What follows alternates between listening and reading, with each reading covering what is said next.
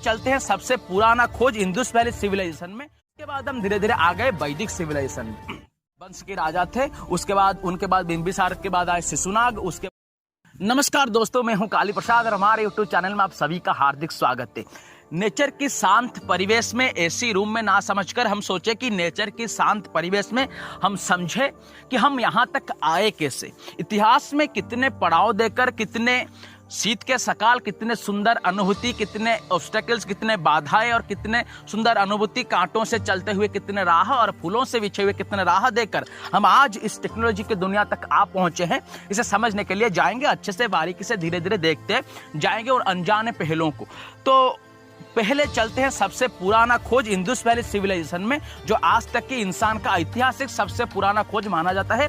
1921 में दयाराम सन्नी की सुपरविजन में हमने हड़प्पा को ढूंढ निकाला और हमें तब जाकर पता चला कि इंसानी सभ्यता हम पहले नहीं है, हमारे पहले भी बहुत सारे सभ्यता हो चुके हैं, बिगड़ चुके हैं, हो चुके हैं, बिगड़ चुके हैं।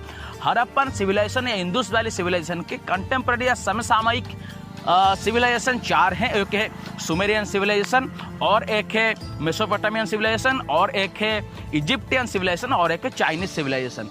उसके बाद ठीक उसके एक साल बाद 1922 में आर.डी. बनर्जी की सुपरविजन में हमने मोहनजोदारो को ढूंढकर निकाला, जहां से हमको ये पता चला कि बहुत सारे इंसानी सभ्यता हो चुके हैं, हम पहले नहीं है, हमसे भी अच्छे और सिस्टमेटिक हो चुके हैं। कैसे? वहां पर ग्रीनरीज से, बिग हॉल से, बड़े बड़े योगियों की मूर्ति मिलते हैं। वहां पर इंसान जीने के लिए जो जो चीजें जितने अच्छे सिस्टमेटिकली, किचन, बाथरूम से लेकर बड़े बड़े हॉल, बड़े बड़े जैसे कि जहां पर पॉलिसी मेकिंग हॉल्स और बड़े बड़े सीढ़ी, पहाड़ और बड़े बड़े ग्रेनरीज, अग्निकुंड, देवी की मूर्तियां, योगी की मूर्ति, शिव की मूर्ति, ब्रोंज की, तांबे की, नर्तक की मूर्ति, ये सब मिलते हैं, जिससे ये पता चलता कि वहां पर भी लोग अच्छे से जीते थे, वहां पर सभ्यता थे। और मोहनजोदारो 7 लेयर्स में बना हुआ एक सभ्यता, ये पता करता है, ये बताता है कि वो सभ्यता 7 बार बिगड़ चुका है और 7 बार फिर से खड़ा हुआ है। इसके बाद हम धीरे धीरे आ गए वैदिक सिविलाइजेशन। वैदिक सिविलाइजेशन में क्या हुआ? वहां पर शांति से भरा हुआ जीवन था। सुबह सुबह लोग उठ जाते थे, जाकर नहा धोकर आ जाते थे। स्त्री लोग जाते थे पानी लेने के लिए नदी से, वहां पर आते थे, गुरु के चरणों में बैठते थे, वेद, उपनिषद आदि पाठ, स्क्रिप्चर्स को पढ़ते थे। अपने अंदर की रियलाइजेशन को, सेल्फ रियलाइजेशन को, मेडिटेशन को ज्यादा अहमियत दी जाती थी। एजुकेशन में उसी को सिखाया जाता था। शांति से, आनंद से भरा हुआ, पक्षियों की नाद, इसी तरह का शांति से भरा हुआ, प्रकृति से जुड़ा हुआ जीवन था। निरोग, शांत, परिमित आनंद से भरा हुआ जीवन था। उसमें छोटे छोटे ट्राइब्स होते हैं, उसको हम जन, और उसके जो प्रतिनिधि होते हैं उसको राजन कहते हैं, जिसके चलते हुए हम आज भी राजा को राजन कहते हैं।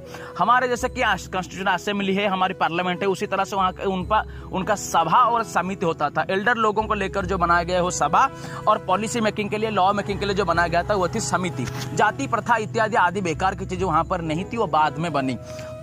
तो उस जगह पर गोपालन, कृषि, धान, जवा आदि चाष, जवा आदि खेती, वो थी पहली इकोनॉमिकली स्ट्रांग होने के लिए। इकोनॉमिक पूरी की पूरी इकोनॉमी गोपालन और यवा की खेती के ऊपर निर्भर थी। इस तरह से ये वैदिक सिविलाइजेशन। उसके बाद धीरे धीरे आया वो जो कुछ चलते हुए इस चीज की ज्ञान की चर्चा चलते चलते अचानक से ब्राह्मणों में से कुछ, सब नहीं, कुछ इतने अहंकारी हो गए कि नीचे की जातियों को तड़पाने लगे, कष्ट देने लगे, उनको छोटे दिखाने लगे, नीचा दिखाने लगे।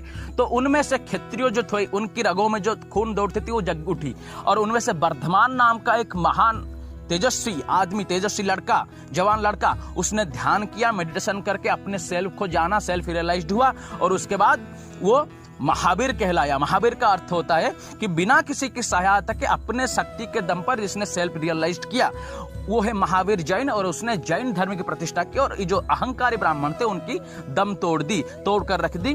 और अहिंसा, शांति, आनंद का वो धर्म है जैन।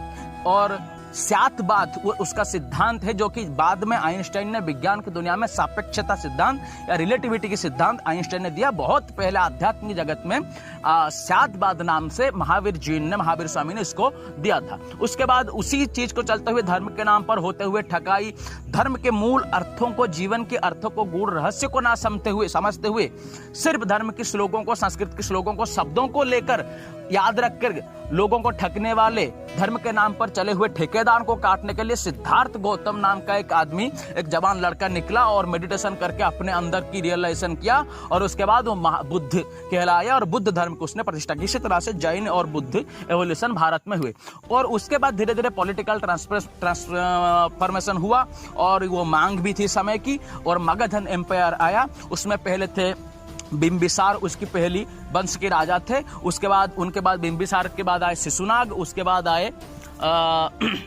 शिशुनाग के बाद नंद वंश आ गया। नंद वंश में उसकी पहली राजा थे महापद्मनंद और अंतिम राजा थे, सबको पता है, धनानंद। उसके बाद आए चंद्रगुप्त, चंद्रगुप्त के बाद आए बिंदुसार, उसके बाद आए बिंदुसार के बाद आए अशोक द ग्रेट, आपको पता है। उसके बाद धीरे धीरे चालुक्य आए, चोल आए, पांड्या आए, ये सब समुद्रगुप्त, ये सब कैसे आए, आगे आगे उनकी एडमिनिस्ट्रेटिव कैसे थी। और उसके बाद मोगल कैसे आए, मोगल के बाद इंग्रेज कैसे आए, इंग्रेज कैसे गए, उसमें अनजाने पहलू क्या है जो बताया नहीं गया है अच्छे से।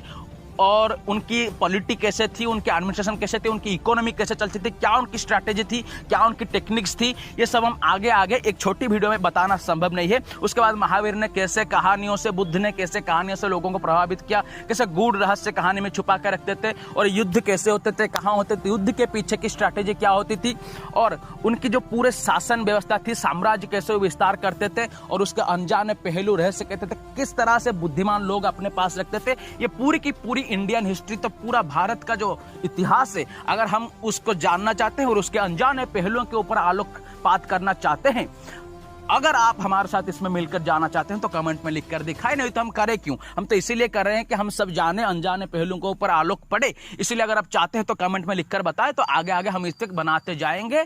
नमस्कार।